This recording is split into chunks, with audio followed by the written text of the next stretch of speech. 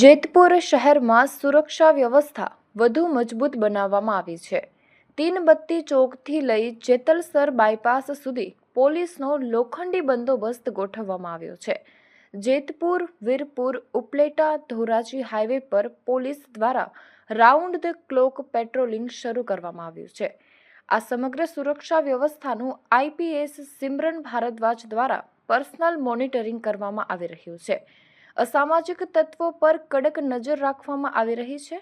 Jetpur police દ્વારા શાંતિ અને સલામતી જાળવવાનો સ્પષ્ટ સંદેશ આપવામાં આવ્યો છે. વધુ માહિતી માટે રાજકોટ કી આવાજ ન્યૂઝને લાઇક, શેર અને ફોલો કરો. નવવર્ષ અંગે રાજકોટ ગ્રામ્ય પોલીસ અધિક્ષક સાહેબશ્રીની સૂચના અનુસંધાને જેતપુર સિટી પોલીસ તેમજ રાજકોટ ગ્રામ્ય પોલીસમાં વાહન ચેકિંગની ઝુંબેશ રાખવામાં આવી રહી છે, જેમાં સાંજના 5 વાગ્યાથી સવારના 5 વાગ્યા સુધી સતત વાહન ચેકિંગ ચાલુ છે, જેમાં પોલીસ ડ્રોનથી પણ શહેરોની સર્વેલન્સ અને મોનિટરિંગ કરી રહી છે. હાઈવે અને સીમ વિસ્તારમાં પણ પોલીસની નાકાબંધી ચાલુ છે.